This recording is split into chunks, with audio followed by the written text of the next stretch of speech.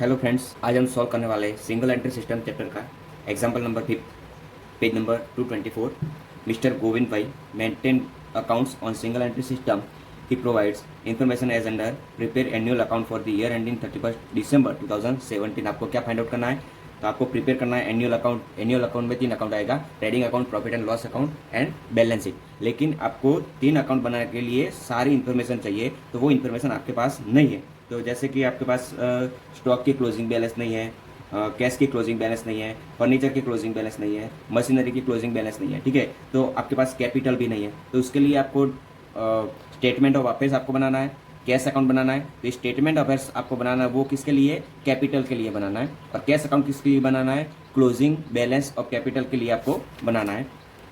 Next आपको debtors account. तो debtors account में क्या फाइंड आउट करना है? तो डेप्टर्स अकाउंट में आपको ओपनिंग एंड क्लोजिंग बैलेंस दिया है, ठीक है, और रिसीव फ्रॉम द डेप्टर्स भी दिया है। लेकिन यहाँ पे जो इन्फॉर्मेशन है उसमें आपको सेल्स नहीं दिया। क्या नहीं दिया? सेल्स नहीं दिया, क्योंकि ये ओपनिंग बैलेंस और क्लोजिंग बैलेंस आपके पास है, ये कैश समरी है आपके पास, और ये जो कैश सेल्स है वो कैश सेल्स, ठीक है। ये कौन सा सेल्स है? कैश सेल्स है। आपके पास क्रेडिट सेल्स नहीं है, तो वो कहाँ से मिलेगा? डेप्टर्स अकाउंट से मिलेगा, ठीक है।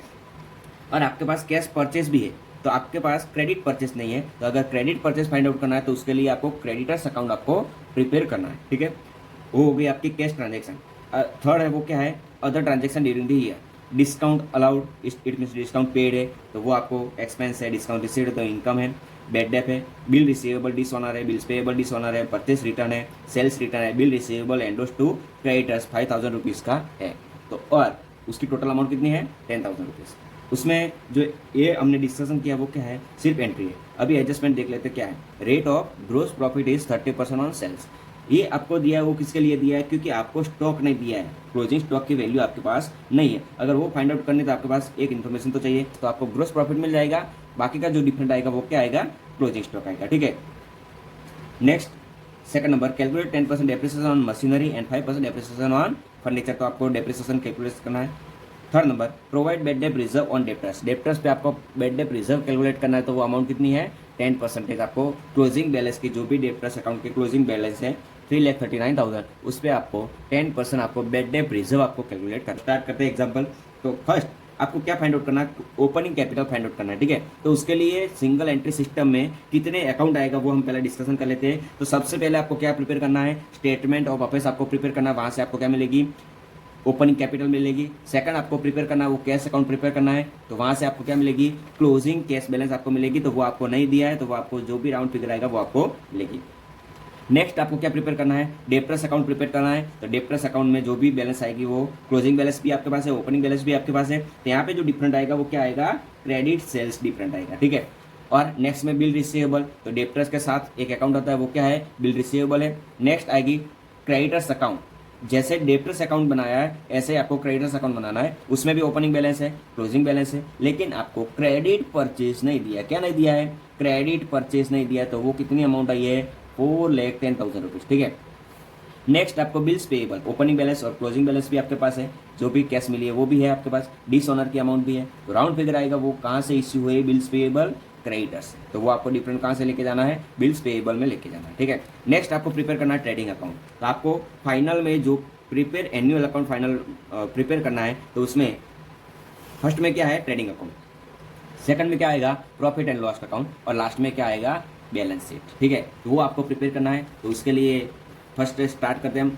तो sum number 5, page number 224, mister Govind bhai. तो एग्जाम्पल है, अगर आपके पास बुक है तो बुक रखो, तो जो भी अमाउंट है वो आपको समझ में आ जाएगा। तो यहाँ पे स्टेटमेंट ऑफ अफेयर्स में आपको क्या लिखना है? ओपनिंग बैलेंस लिखनी है। क्यों लिखनी है ओपनिंग बैलेंस? क्योंकि आपके पास ओपनिंग कैपिटल नहीं है। अगर ओपनिंग कैपिटल आपको फाइंड आउट करनी है तो उसके लिए स्टेटमेंट ऑफ अफेयर्स आपको प्रिपेयर करना है। तो फर्स्ट में क्या दिया है? Bill receivable amount of rupees 6,000। तो bill receivable amount of rupees 6,000, तो ये ओपनिंग बैलेंस हो गई। तो फिर आपको सेकंड इफेक्ट आपको करनी है बिल रिसीवेबल में, to balance brought down 60,000 rupees. Next closing balance आपको दी है 1,26,000, बिल रिसीवेबल की क्लोजिंग बैलेंस। तो आपको बिल रिसीवेबल में क्रेडिट साइड में बाय बैलेंस कैरिड फॉरवर्ड 1,26,000। उसके सेकंड इफेक्ट आपको कहाँ पे करनी है? बैलेंस शीट में करनी है। बिल रिसीवेबल अकाउंट 1,26,000, ये आपकी क्लोजिंग बैलेंस भी हो गई, ओपनिंग बैलेंस भी हो गई। नेक्स्ट आपकी बिल्स पेएबल 90,000 रुपीज, तो स्टेटमेंट ऑफ ऑफिस में आपको लिखना है bills payable 90,000 rupees. Second effect जो भी आपने बनाया है ओपनिंग बैलेंस है तो बिल्स पेएबल, यहाँ पे क्या है बिल्स पेएबल, तो अमाउंट ऑफ रुपीज 90,000, तो बिल्स पेएबल अकाउंट में क्रेडिट साइड, क्योंकि वो लायबिलिटी है तो क्रेडिट बैलेंस होगी, तो by balance brought down amount of rupees 90,000। Next closing balance आपको दिया 1,08,000 बिल्स पेएबल की, तो वो ओपनिंग बैलेंस क्रेडिट साइड में लिखी है, तो क्लोजिंग बैलेंस कहाँ पे लिखनी है debit side, balance carry forward 1,08,000। उसके सेकंड इफेक्ट बैलेंस शीट में बिल्स पेएबल 1,08,000 आपको लिखना है, तो ये ओपनिंग बैलेंस क्लोजिंग बैलेंस हो गया। नेक्स्ट आपका स्टॉक दिया है 2,10,000, तो स्टॉक आपको अमाउंट लिखनी है 2,10,000, असेट्स में स्टेटमेंट ऑफ अफेयर्स में 2,10,000। उसके सेकंड इफेक्ट आपको ट्रेडिंग अकाउंट में देनी है, कहाँ पे देनी है ट्रेडिंग अकाउंट में ओपनिंग स्टॉक 2,10,000। नेक्स्ट क्रेडिटर्स की ओपनिंग बैलेंस आपके पास है, तो स्टेटमेंट ऑफ अफेयर्स में लायबिलिटी साइड क्रेडिटर्स 1,80,000 रुपीज, तो ये आपका क्या हो गया लायबिलिटीज आपकी हो गई स्टेटमेंट ऑफ अफेयर्स में। सेकंड आपने क्रेडिटर्स अकाउंट प्रिपेयर किया है, तो क्रेडिटर्स अकाउंट में क्रेडिट साइड में लिखना है क्योंकि वो लायबिलिटी है 1,80,000, तो ओपनिंग बैलेंस क्लियर हो गई। नेक्स्ट आपको क्लोजिंग बैलेंस दिया है 3,21,000, तो क्रेडिटर्स का क्लोजिंग बैलेंस आपको लिखना है, वो क्रेडिट ओपनिंग बैलेंस क्रेडिट लिखा है, तो क्लोजिंग बैलेंस आपको कहाँ पे लिखना है डेबिट में लिखना है 3,21,000 रुपीज, ठीक है। उसके सेकंड इफेक्ट आपको कहाँ पे लिखनी है बैलेंस शीट्स में जो लायबिलिटी लिखनी है वहाँ पे लिखना है क्रेडिटर्स 3,21,000 रुपीज, कितना लिखना है 3,21,000 रुपीज, वो आपकी क्लोजिंग बैलेंस हो गई। नेक्स्ट आपको कैश ओपनिंग कैश दिया है वो कितना है 30,000 रुपीज, तो कैश अकाउंट में और स्टेटमेंट ऑफ अफेयर्स में आपको लिखना है cash account 30,000 rupees. Second effect opening balance और balance brought down amount of rupees 30,000। Closing balance आपको नहीं दिया तो वो आपको फाइंड आउट करना है। नेक्स्ट आपको डेप्टर्स दिया है 1,50,000 ओपनिंग बैलेंस, तो डेप्टर्स आपको लिखना 1,50,000, सारी ओपनिंग बैलेंस आपको यहाँ पे लिखनी है स्टेटमेंट ऑफ अफेयर्स में लिखनी है। सेकंड इफेक्ट आपको करनी है पर्टिकुलर अकाउंट में, तो डेप्टर्स है तो 1,50,000 डेप्टर्स अकाउंट में डेबिट साइड में लिखना है balance brought down amount of rupees 1,50,000। उसकी क्लोजिंग बैलेंस है डेप्टर्स की क्लोजिंग बैलेंस कितनी है 3,39,000, तो वो हमने डेबिट साइड लिखी है, ओपनिंग बैलेंस असेट्स है, तो क्लोजिंग बैलेंस कहाँ पे आएगी क्रेडिट साइड आएगी, balance carry forward 3,39,000। Second effect आपको बैलेंस शीट्स में आपको देनी है, तो debtors account 3,39,000। Furniture amount of rupees 60,000, तो फर्नीचर की ओपनिंग बैलेंस आपके पास है, तो फर्नीचर आपको स्टेटमेंट ऑफ अफेयर्स में लिखा 60,000 रुपीज। सेकंड इफेक्ट आपको कहाँ पे लिखनी है जो बैलेंस शीट्स में असेट्स अकाउंट तो हमने बनाया नहीं, तो बैलेंस शीट्स में आपको लिखनी है फर्नीचर 60,000 रुपीज।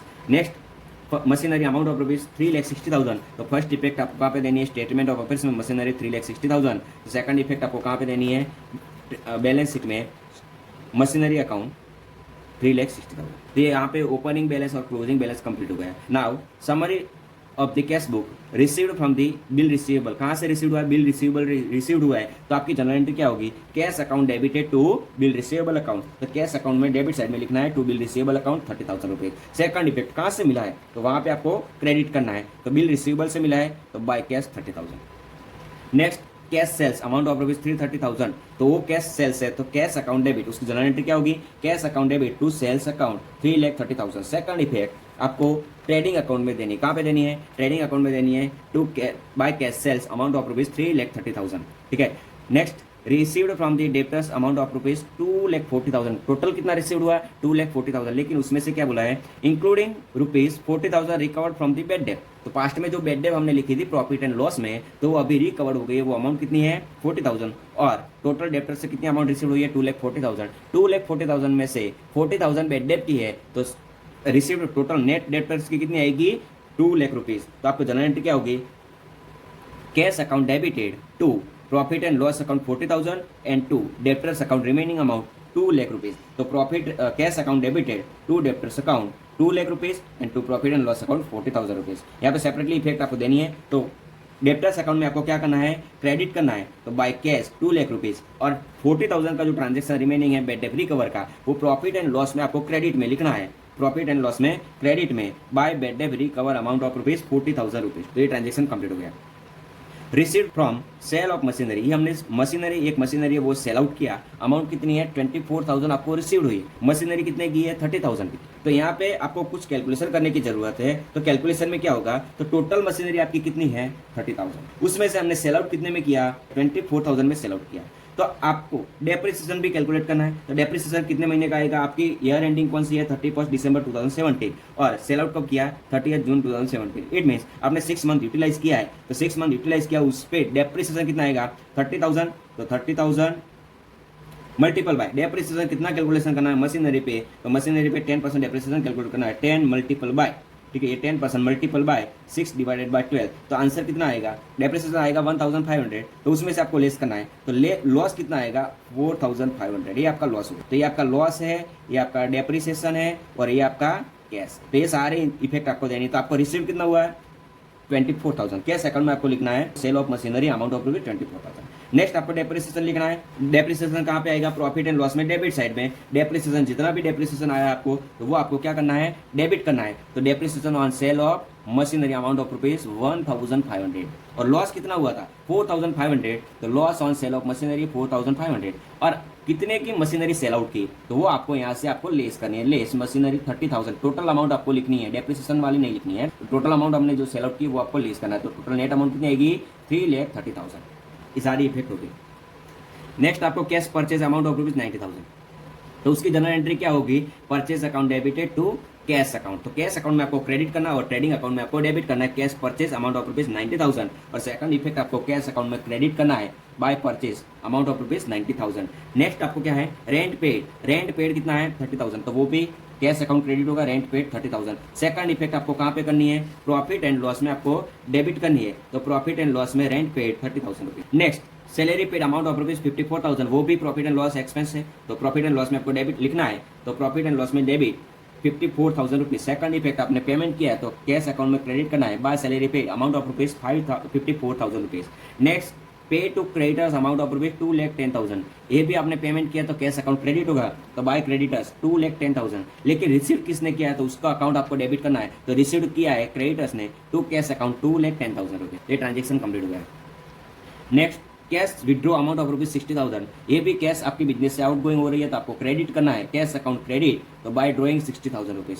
नेक्स्ट इफेक्ट आपको क्या करनी है, तो नेक्स्ट इफेक्ट आएगी वो आपको कैपिटल में से आपको लेस करनी है, तो कैपिटल हम बैलेंस शीट में लिखते हैं, तो वहां से आपको इंटरेस्ट है तो प्लस करना है और ड्रॉइंग है तो माइनस करना है, तो 60,000 आपको लेस करना है। Next 10% loan to Mrs Govind भाई, कितने के लोन पेमेंट की है, 1 लाख रुपीज का इन्वेस्टमेंट किया है, तो 1 लाख रुपीज का इन्वेस्टमेंट आपको बिजनेस से कैश आउट गोइंग हुई थी, आपको कैश अकाउंट में क्रेडिट में लिखना है bye loan amount of rupees 1 lakh rupees. और सेकंड इफेक्ट वो आपका इन्वेस्टमेंट हो गया, तो बैलेंस शीट में आपको लिखना है 10% लोन टू मिसेस गोविंद भाई 1 लाख रुपीज। ठीक है, तो अभी आपको क्या करना है, उस पर इंटरेस्ट कैलकुलेट करना है, क्योंकि रेट ऑफ इंटरेस्ट दिया है, तो इंटरेस्ट कितना आएगा 1 lakh rupees multiple bye 10%, answer कितना आएगा 10,000। तो लोन कितने महीने तक यूटिलाइज किया है, तो 3 महीने 3 मंथ्स की यूटिलाइज किया है, तो जो भी 10,000 इंटरेस्ट आया वो पूरे साल का है, तो multiple bye 3 divided by 12, answer आएगा 2,500। वो रिसीव्ड नहीं हुआ है, क्या है, outstanding interest received on loan amount of 2,500, तो वो आपको प्रॉफिट एंड लॉस में आपको क्रेडिट करना है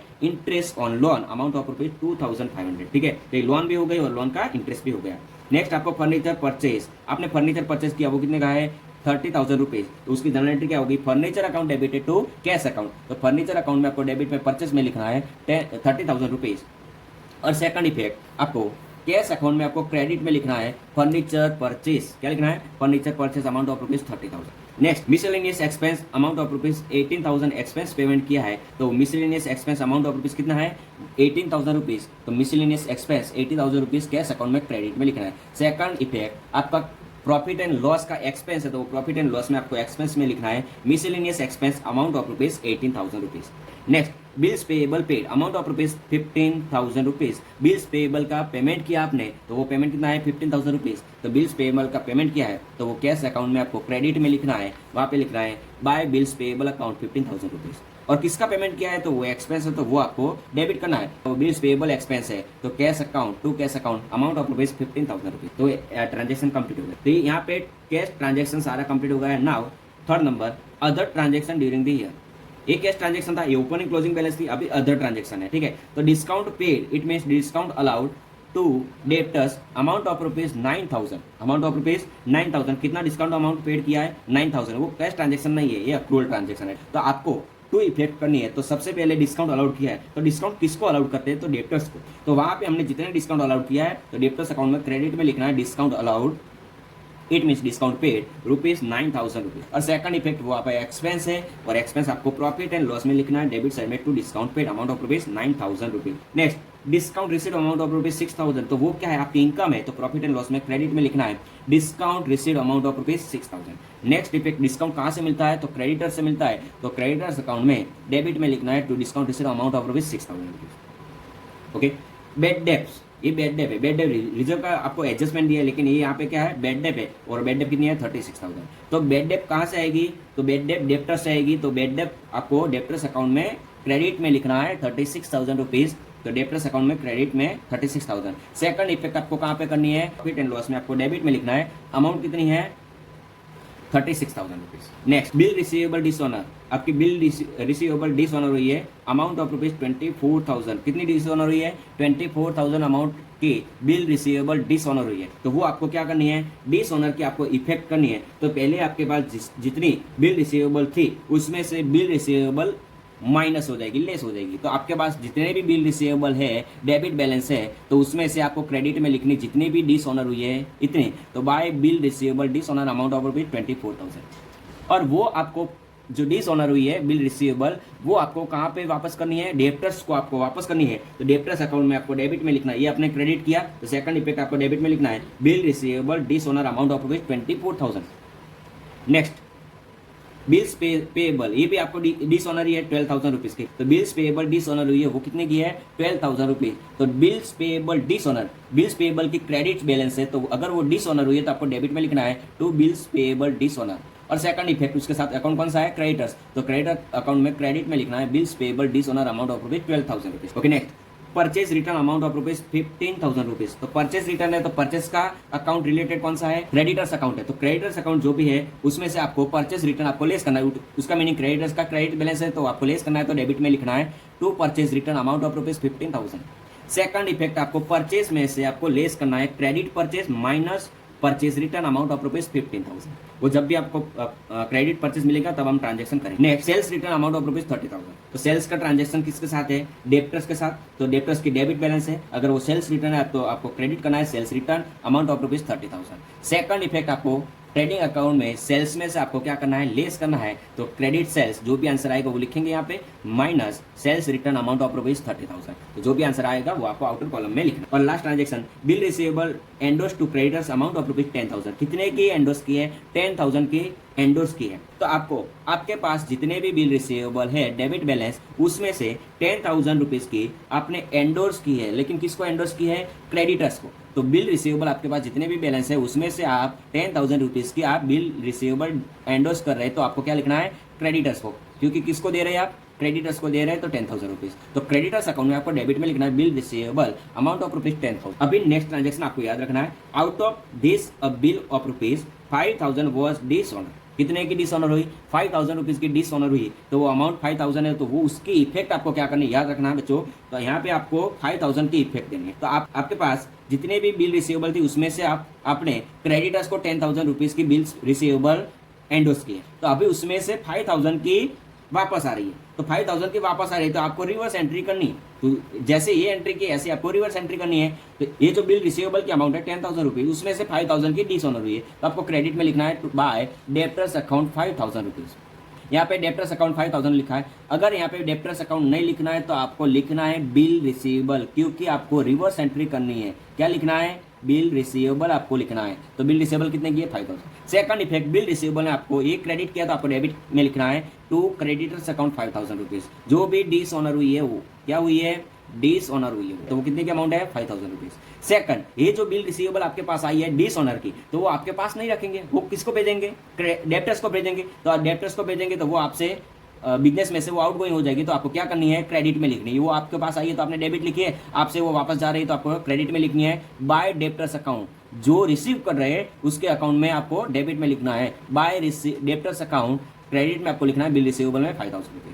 सेकंड इफेक्ट, आपको क्या करनी है, डेप्टर्स अकाउंट में डेबिट में लिखना है bill receivable dishonour amount of rupees 5,000। तो बच्चों ये ट्रांजेक्शन है, उसकी कितनी इफेक्ट आई है, उसकी 2 इफेक्ट आई है और इसकी कितनी इफेक्ट आई है, 4 इफेक्ट आई है। टोटल इस ट्रांजेक्शन की 6 इफेक्ट आई है। पहले हमने 10,000 क्रेडिट किया, फिर डेबिट किया, फिर 5,000 क्रेडिट किया, फिर 5,000 डेबिट किया, फिर 5,000 क्रेडिट किया और फिर 5,000 डेबिट किया। तो ये आपका ट्रांजेक्शन कंप्लीट हो गया।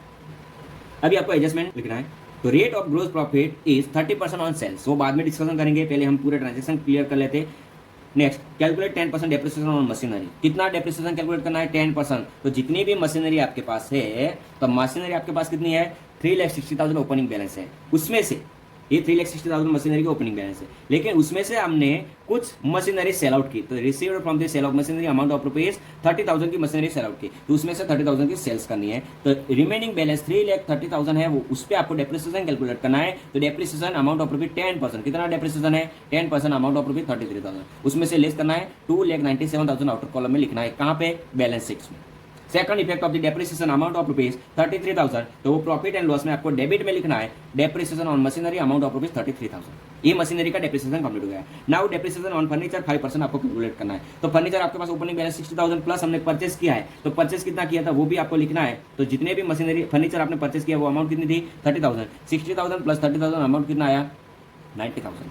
लेकिन आपको डेप्रिसिएशन कैलकुलेट करना वो कितने परसेंटेज है 5% है। तो बच्चों यहाँ पे याद रखना है 5% आपको डेप्रिसिएशन कैलकुलेट करना, लेकिन सेपरेटली कैलकुलेट करना है, उस पर सेपरेटली और उस पर सेपरेटली कैलकुलेट करना, क्योंकि उस पर है तो उसका टाइम पीरियड आपको दिया है 1/7/2017। तो यहाँ पे आप जो डेप्रिसिएशन आएगा वो 6 मंथ का आएगा, यहाँ पे डेप्रिसिएशन आएगा वो 12 मंथ का आएगा, ठीक है। तो दोनों सेपरेट आपको कैलकुलेट करना है, तो वो आपको कैलकुलेट करेंगे तो आंसर आएगा आपका 3,000 रुपीज प्लस 750 रुपीज, तो टोटल डेप्रिसिएशन आएगा तो टोटल डेप्रिसिएशन आपका आएगा 3,750। तो 90,000 माइनस 3,750 माइनस जो भी आंसर करेंगे तो आंसर क्या आएगा 86,250। सेकंड इफेक्ट आपको प्रॉफिट एंड लॉस में डेबिट में लिखना है डेप्रिसिएशन ऑन फर्नीचर 3,750 रुपीज, तो ये आपका डेप्रिसिएशन कंप्लीट हो। Last adjustment provide bed debt reserve on debtors, तो डेप्टर्स पे कितना बेड डेप रिजर्व कैलकुलेट करना है 10% है। तो बच्चों आपको याद रखना है, तो जो भी डेप्टर्स अकाउंट में क्लोजिंग बैलेंस आपकी आ रही है उस पे आपको बेड डेप रिजर्व आपको कैलकुलेट करना है। तो क्लोजिंग बैलेंस आप कहाँ पे लिखते हैं, बैलेंस शीट्स में असेट साइड में लिखना है। तो डेप्टर्स हमने लिखा है 3,39,000, उस पे आपको बेड डेप रिजर्व कैलकुलेट करना है 10%, लेस 10%। आंसर कितना आएगा माइनस करेंगे 3,05,100, ये आपका फाइनल आंसर आ जाएगा। Second effect of the bad debt reserve आपको कहाँ पे लिखनी है, तो बेड डेप रिजर्व है प्रॉफिट एंड लॉस में आपको डेबिट साइड में लिखनी है बेड डेप रिजर्व 33,900, ये आपका बेड डेप रिजर्व हो गया, ठीक है बच्चों। तो यहाँ पे सब ट्रांजैक्शन कंप्लीट हो गया except rate of gross profit वाला ट्रांजैक्शन बाकी है, तो वो बाद में डिस्कशन करेंगे, क्योंकि उसका सेल्स चाहिए, तो बाद में जो भी आंसर मिलेगा उस पर हम कैलकुलेट करेंगे। तो सबसे पहले अकाउंट जो क्लोज करना है वो कौन सा अकाउंट क्लोज करना है, बिल्स पेएबल अकाउंट क्लोज करना है। तो बिल्स पेएबल में ओपनिंग बैलेंस आपके पास है, क्लोजिंग बैलेंस आपके पास है, कैश आपके पास है, जितने भी कैश पेमेंट की है वो आपके पास है, बिल्स पेएबल डिसऑनर उसकी अमाउंट आपके पास है। तो जो भी आंसर आएगा वो क्या आएगा, नई बिल्स पेएबल क्रेडिटर से कितनी इश्यू हुई है, तो 45,000 राउंड फिगर आंसर आया है, मिसिंग फिगर है, और वो 45,000 आपको क्रेडिटर्स अकाउंट में डेबिट में लिखना है, बिल्स पेएबल 45,000। नेक्स्ट बच्चों आपको क्या करना है, क्रेडिटर्स अकाउंट क्लोज करेंगे, तो यहाँ पे क्रेडिट साइड में मिसिंग फिगर आएगी, वो अमाउंट कितनी है 4,10,000। तो 4,10,000 वो आपको क्या हो गया, क्रेडिट परचेज हो गया, क्या हो गया क्रेडिट परचेज। और क्रेडिट परचेज आपको कहाँ पे लिखना है, ट्रेडिंग अकाउंट में डेबिट साइड में लिखना है क्रेडिट परचेज। यहाँ पे हमने लिखा था परचेज रिटर्न, वो आपको लेस करना है 4,10,000 माइनस 15,000, आंसर 3,95,000, ये आपका नेट परचेज हो गया। तो यहाँ पे दो अकाउंट क्लोज हो गया, बिल्स पेएबल और क्रेडिट अकाउंट क्लोज हो गया। नाउ आपको क्या करना है, बिल्स रिसीवेबल अकाउंट आपको क्लोज करना है। तो डेबिट बैलेंस आपके पास है 60,000, क्रेडिटर्स में जितने भी डिसऑनर वो भी आपके पास है, डेब्टर्स अकाउंट कितना मिला वो भी आपके पास, और कैश आपको कितनी मिली वो सारे आपके पास है। तो और क्लोजिंग बैलेंस भी आपके पास है, क्लोजिंग बैलेंस आपके पास है। तो यहाँ पे जो भी आंसर आएगा 1,30,000, तो वो आपकी नई बिल रिसीवेबल इश्यू हुई है, और नई बिल रिसीवेबल इश्यू हो रही तो वो कहाँ से इश्यू होगी, डेब्टर्स अकाउंट से इश्यू होगी। तो डेब्टर्स अकाउंट में आपको लिखना है नई बिल कितनी है 1,30,000, तो क्रेडिट में आपको लिखना है 1,30,000, क्योंकि एक ट्रांजेक्शन डेबिट किया और सेकंड ट्रांजेक्शन क्रेडिट किया 1,30,000। अभी आपको क्या करना है, डेब्टर्स अकाउंट क्लोज करना है, क्रेडिट साइड का टोटल करो, उसमें से डेबिट साइड का माइनस करो, तो यहाँ पे जो भी आंसर आएगा वो क्रेडिट सेल्स 5,65,000, कितना आंसर आएगा 5,65,000, और वो ट्रांजेक्शन आपको 5,65,000 क्रेडिट में सॉरी ट्रेडिंग अकाउंट में क्रेडिट साइड में लिखना है, टू क्रेडिट सेल्स 5,65,000। यहाँ पे सेल्स रिटर्न था 30,000, वो आपको लेस करना है, तो टोटल आंसर आएगा नेट सेल्स 5,35,000। ओके, अभी आपको क्या करना है, कैश अकाउंट आपको क्लोज करना है। तो कैश अकाउंट के आपको आपके पास जो भी बैलेंस दिया है ओपनिंग बैलेंस, उसमें क्लोजिंग बैलेंस नहीं, मिसिंग फिगर है, तो जो भी आंसर आएगा तो वो आपको closing balance of the cash balance आएगा। तो closing balance carried forward credit side में आंसर आएगा मिसिंग फिगर 47,000। और वो सेकंड इफेक्ट आपको कहाँ पे लिखनी है, बैलेंस शीट्स में asset side cash balance, closing cash balance 47,000, ये आपका कैश अकाउंट क्लोज हो गया है। लास्ट में आपको क्या फाइंड आउट करना है, ओपनिंग कैपिटल, तो असेट साइड का टोटल करो, उसमें से ये क्रेडिट साइड का लायबिलिटी साइड का टोटल आपको माइनस करना है। तो राउंड फिगर जो भी मिसिंग फिगर आएगी वो अमाउंट कितनी है 6 लाख रुपीज। ओपनिंग कैपिटल आपको मिल गई है, तो ओपनिंग कैपिटल आपको कहाँ पे लिखनी है, बैलेंस शीट्स में आपको ओपनिंग कैपिटल 6 लाख लिखनी। अभी आपको 3 अकाउंट आपको बाकी है, बाकी का सारा अकाउंट आपका क्लोज हो गया है। तो अभी एडजस्टमेंट ले लेते हैं। पहले adjustment number first, rate of gross profit is 30% on sales. कितना परसेंटेज है? 30% ऑन सेल्स। तो जो भी सेल्स आया, टोटल सेल्स आपको कैलकुलेट करना है। तो टोटल सेल्स कितना है? 5,65,000 माइनस 30,000, तो ये आपका क्रेडिट सेल्स हो गया 5,35,000 प्लस ये आपका कैश सेल्स है 3,30,000। तो दोनों का टोटल करना है। तो ग्रोस प्रॉफिट डेबिट साइड में आएगा, ट्रेडिंग अकाउंट में ग्रोस प्रॉफिट, उसका दोनों का टोटल आएगा 5 + 3, आंसर आएगा 8,65,000। 8,65,000 मल्टीपल बाय कितना रेट बोला है? 30% ऑन सेल्स मल्टीपल बाय 30। तो जो भी आंसर आएगा वो ग्रोस प्रॉफिट आएगा 2,59,500। अभी आपको क्या करना है? ये अकाउंट क्लोज करना है। तो यहाँ पे क्लोजिंग स्टॉक आपको नहीं दिया था, बैलेंस जो भी ओपनिंग बैलेंस है उसमें क्लोजिंग स्टॉक की वैल्यू नहीं दी थी, ठीक है, मिसिंग फिगर है। ओपनिंग स्टॉक की वैल्यू है लेकिन क्लोजिंग स्टॉक की वैल्यू नहीं है, तो वो आपको फाइंड हो जाएगी 89,500। और क्लोजिंग स्टॉक आपको कहाँ पे लिखनी है? Asset side. कहाँ पे लिखनी है? असेट साइड में स्टॉक की वैल्यू 89,500। तो ये अकाउंट क्लोज हो गया, आपको ग्रोस प्रॉफिट में लिखा है। ग्रोस प्रॉफिट आपको कहाँ पे लिखना है? प्रॉफिट एंड लॉस अकाउंट में आपको डेबिट साइड में लिखना है ग्रोस प्रॉफिट 2,59,500। उसका टोटल करना है। तो टोटल आएगा 3,08,000 रुपीज़। उसमें से डेबिट साइड का टोटल आपको माइनस करना है। तो आपको नेट प्रॉफिट आएगा, वो आंसर कितना आएगा? 84,350। तो 84,350 आपको नेट प्रॉफिट मिल गया, और वो नेट प्रॉफिट आपको कैपिटल के बाद आपको लिखना है नेट प्रॉफिट। तो 84,350 कैपिटल आपकी 6 लाख आई, उसमें से ड्राइंग आपको माइनस करना है। तो 5,40,000 आपका नेट कैपिटल आंसर आएगा 5,40,000। अभी आपको क्या करना है? बैलेंस शीट का टोटल करना है, असेट साइड और लायबिलिटी साइड दोनों का टोटल आएगा 10,53,350। 10,53,350। तो बच्चों आपको एक बार फिर से आपको एग्जाम्पल देखना है, तो देख लीजिए। Statement of affairs, cash account, जो भी एंट्री हमने की है वो सारी एंट्री यहाँ पे है। नेक्स्ट आपका डेटर्स अकाउंट है, बिल रिसीवेबल अकाउंट है, क्रेडिटर्स अकाउंट है, बिल्स पेएबल अकाउंट है, उसकी सारी एंट्री आपको दी यहाँ पे। नेक्स्ट आपका ट्रेडिंग अकाउंट बनाया है, फिर आपका प्रॉफिट एंड लॉस अकाउंट बनाया है, फिर आपकी बैलेंस शीट्स बनाई है। ये आपका फाइनल आंसर आ गया। Thank you.